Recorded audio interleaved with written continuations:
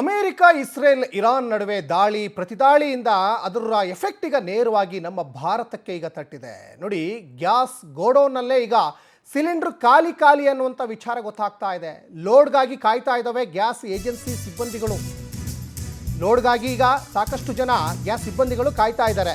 ಆದರೆ ಗೋಡೌನ್ನಲ್ಲೇ ಇಲ್ಲ. ಈಗ ಗ್ಯಾಸ್ ಏಜೆನ್ಸಿ ಸಿಬ್ಬಂದಿಗಳಿಗೆ ಈಗ ಮಧ್ಯಪ್ರಾಚ್ಯದಿಂದ ನಮಗೆ ತೈಲ ಮತ್ತು ಗ್ಯಾಸ್ ಬಂದರೆ ಅಲ್ವಾ ಅವರು ಇಲ್ಲೆಲ್ಲ ಕೂಡ ಪೂರೈಕೆ ಮಾಡಲಿಕ್ಕಾಗುತ್ತೆ. ಬುಕ್ಕಿಂಗ್ ಮಾಡಿದ್ರು ಸಿಲಿಂಡರ್ ಸಿಗದೆ ಗ್ರಾಹಕರು ಈಗ ಕಂಗಲಾಗ್ತಾ ಇದ್ದಾರೆ. ಪ್ಯಾನಿಕ್ ಆಗಿ ಸಿಲಿಂಡರ್ ಬುಕ್ ಮಾಡ್ತಾ ಇದ್ದಾರೆ ಗ್ರಾಹಕರು. ನೋಡಿ, ಈಗ ಈ ಗ್ಯಾಸ್ ಏಜೆನ್ಸಿ ಸೆಂಟರ್ಗಳಿದಾವಲ್ಲ, ಸಾಲು ಸಾಲು ಜನ ನಿಂತ್ಕೊಂಡಿದ್ದಾರೆ, ಖಾಲಿ ಸಿಲಿಂಡರ್ ಸಮೇತ ನಿಂತ್ಕೊಂಡಿದ್ದಾರೆ. ಮತ್ತೊಂದು ಕಡೆ ನೋಡಿ, ಗ್ಯಾಸ್ ಸಿಬ್ಬಂದಿಗಳಿಗೆ ಇವರೆಲ್ಲ ಕರೆ ಮಾಡ್ತಾ ಇದ್ರು ಕೂಡ ಅವ್ರ ಕರೆ ಸ್ವೀಕಾರ ಮಾಡ್ತಾ ಇಲ್ಲ ಅಂತ ಒಂದಿಷ್ಟು ಆರೋಪಗಳು ಕೇಳಿ ಬರ್ತಾ ಇದ್ದಾವೆ. ಈಗ ಗ್ಯಾಸ್ ಏಜೆನ್ಸಿ ಅವರಿಗೆ ದೂರಿದ್ರೂ ಪ್ರಯೋಜನ ಇಲ್ಲ, ಅವರಿಗೆ ಈಗ ಗ್ಯಾಸ್ ಇಲ್ಲ. ನೋಡಿ, ಇವೆಲ್ಲವೂ ಕೂಡ ಈಗ ಅಲ್ಲಿ ತುಂಬಿಸ್ಲಿಕ್ಕೆ, ಗ್ಯಾಸನ್ನು ಫಿಲ್ ಮಾಡಲಿಕ್ಕೆ ರೆಡಿಯಾಗಿ ನಿಂತಿರುವಂತಹ ಖಾಲಿ ಸಿಲಿಂಡರ್ಗಳು.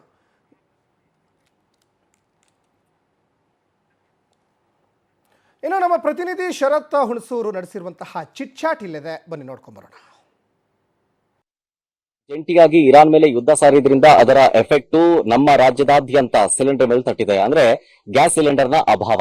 ಈಗ ಸದ್ಯ ನಾನು ರಾಜಾಜಿನಗರದಲ್ಲಿರುವಂತಹ ಒಂದು ಗ್ಯಾಸ್ ಏಜೆನ್ಸಿಯಲ್ಲಿದ್ದೀನಿ. ಇಲ್ಲೂ ಕೂಡ ನೋಡಿ, ಎಲ್ಲವೂ ಕೂಡ ಖಾಲಿ ಸಿಲಿಂಡರ್ಗಳೇ. ಜೊತೆಗೆ ಇಲ್ಲಿ ಬುಕಿಂಗ್ ಮಾಡುವಂತ ಬುಕಿಂಗ್ಗೆ ಅಂತೇಳಿ ಬರುವಂತಹ ಜನ ಕೂಡ ಏನ್ ಹೇಳ್ತೀರಾ ಅಂತಂದ್ರೆ ಗ್ಯಾಸ್ ಸಿಗ್ತಾ ಇಲ್ಲ ಅಂತ. ಇಲ್ಲಿ ನಾವು ಇದಕ್ಕೆ ಸಂಬಂಧಪಟ್ಟವ್ರನ್ನ ಮಾತನಾಡಿಸುವಂತ ಸಂದರ್ಭದಲ್ಲಿ ಅವ್ರು ಹೇಳಿದ್ದೇನು ಅಂತಂದ್ರೆ, ಈಗ ರೆಗ್ಯುಲರ್ ಆಗಿ ಒಂದು ಆವರೇಜ್ ಆಗಿ 100 ಜನ ಬುಕಿಂಗ್ ಮಾಡ್ತಾರೆ ಅಂತ ಇಟ್ಕೊಳ್ಳೋಣ. ಅದು ರೆಗ್ಯುಲರ್ ಆಗಿ. ಯಾವಾಗ ಇದು ಅಭಾವ ಆಗ್ತಿದೆ ಅಂತ ಗೊತ್ತಾಯ್ತು, ಅವಾಗ ಜನ ಪಾನಿಕ್ ಬುಕಿಂಗ್ ಅನ್ನ ಮಾಡೋದಕ್ಕೆ ಶುರುವಾದ್ರು. ಅಂದ್ರೆ ರೆಗ್ಯುಲರ್ ಆಗಿ 100 ಸಿಲಿಂಡರ್ ಬುಕ್ ಆಗ್ತಿದ್ದ ಸಮಯದಲ್ಲಿ ಈಗ 200 ರೇಂಜ್ಗೆ ಸಿಲಿಂಡರ್ ಬುಕ್ ಆಗ್ತಾ ಇದೆ. ಅದರಿಂದಾಗಿ ಅಭಾವ ಸೃಷ್ಟಿಯಾಗ್ತಿದೆ ಹೊರತು ಬೇರೆ ಯಾವುದೇ ರೀತಿಯಾದಂತಹ ಅಭಾವ ಸೃಷ್ಟಿಯಾಗಿಲ್ಲ ಅನ್ನೋದು ಇಲ್ಲಿನ ಏಜೆನ್ಸಿಯವರ ಮಾತಾಗಿತ್ತು. ಜೊತೆಗೆ ಈಗ ನೋಡ್ತಾ ಇದ್ರಲ್ಲ, ಈ ಇಷ್ಟು ಸಿಲಿಂಡರ್ ಎಲ್ಲವೂ ಕೂಡ ಖಾಲಿ ಸಿಲಿಂಡರ್ಗಳೇನೆ. ಅಂದ್ರೆ ಬೇರೆ ಏನೋ ಸಮಸ್ಯೆ ಆಗಿಲ್ಲ, ಗ್ಯಾಸ್ ಬರೋದು ನಿಂತಿಲ್ಲ, ಏನೂ ಆಗಿಲ್ಲ. ಬಟ್ ಇಲ್ಲಿ ಆಗ್ತಿರೋ ಸಮಸ್ಯೆ ಏನು ಅಂತಂದ್ರೆ ಬುಕಿಂಗ್ ರೇಟ್ ಜಾಸ್ತಿ ಆಗ್ತಾ ಇದೆ ಅಂತ. ನಾನು ಹೇಳಿದ್ನಲ್ಲ, ಆವರೇಜ್ ದಿನಕ್ಕೆ 100 ಗ್ಯಾಸ್ ಸಿಲಿಂಡರ್ ಬುಕ್ ಆಯ್ತು ಅಂತಂದ್ರೆ ಈಗ ಅಭಾವ ಸೃಷ್ಟಿಯಾಯ್ತು ಅನ್ನುವಂತ ಸಂದರ್ಭದಲ್ಲಿ ನಿಮ್ಗೆ 200 ಸಿಲಿಂಡರ್ ಈಗ ಬುಕ್ ಆಗುವಂತ ಹಂತದಲ್ಲಿದೆ. ಈಗ ಇದಕ್ಕೆ ಬುಕ್ ಬರುವಂತ ಸಂದರ್ಭದಲ್ಲಿ ಜನ ಏನಂತಾರೆ ಅಂತ ಹೇಳಿ ಒಂದೊಂದಾಗೆ ಮಾತನಾಡಿಸ್ತಾ ಹೋಗ್ತೀನಿ. ಮೊದಲಿಗೆ ಇನ್ನೊಬ್ರು ಸಾರ್ವಜನಿಕರಿದ್ದಾರೆ, ಅವ್ರನ್ನು ಕೂಡ ಮಾತನಾಡಿಸ್ತಾ ಹೋಗ್ತೀನಿ. ಮೇಡಮ್, ಈಗ ನೀವು ಗ್ಯಾಸ್ ಅನ್ನ ಬುಕ್ ಮಾಡೋದಕ್ಕೆ ಅಂತ ಬಂದಿದ್ರಿ. ಯಾವಾಗ ಬುಕ್ ಮಾಡಿದ್ರಿ ಗ್ಯಾಸ್? 10 ದಿನ ಆಯ್ತು ಬುಕ್ ಮಾಡಿ. ಇನ್ನೂವರೆಗೂ ಬಂದಿಲ್ಲ ಗ್ಯಾಸ್. ಇನ್ನೂವರೆಗೂ ಬಂದಿಲ್ಲ. ನೀವು ಕೇಳಿದ್ರಾ ಅಲ್ಲಿ ಒಳಗಡೆ ಸಿಬ್ಬಂದಿನ? ಕೇಳಿದೆ, ಇನ್ನೊಂದ್ 2 ದಿನ 3 ದಿನ ಆಗುತ್ತೆ ಅಂತ ಹೇಳ್ತಾ ಇದ್ದಾರೆ. ಈಗ ಮನೇಲಿ ಒಂಚೂರು ಸಿಲಿಂಡರ್ ಎಲ್ಲ ಖಾಲಿ ಆಗಿದೆ. ಈಗ ನಿಮ್ ಮನೇಲಿ 2 ಸಿಲಿಂಡರ್? Double cylinder. ಈಗ ಇವ್ರು ನೋಡಿದ್ರೆ ಬುಕಿಂಗ್ ಅಲ್ಲಿ ಇಲ್ಲ ಅಂತ ಹೇಳ್ತಾರೆ. ಬುಕಿಂಗ್ ಅಲ್ಲಿ ಇಲ್ಲ ಅಂತ ಹೇಳ್ತಾ ಇದ್ದಾರೆ. ಮತ್ತೆ ಈಗ ಹೇಗ್ ಮ್ಯಾನೇಜ್ ಮಾಡೋದು? ಮತ್ತೆ ಈಗ ಇರೋದು ಸಿಲಿಂಡರ್ ಒಂದೇ ಅಂತ ಹೇಳ್ತೀರಾ, ಅದು ಖಾಲಿ ಆಗೋದ್ರೆ? ಈಗ ಅದಕ್ಕೆ ಆಫೀಸ್ ಹತ್ರ ಬಂದ, ಅದು ಖಾಲಿ ಆಗಿದೆ. ಅದಕ್ಕೆ ಬಂದ ಆಫೀಸ್ ಹತ್ರ ನಾನು.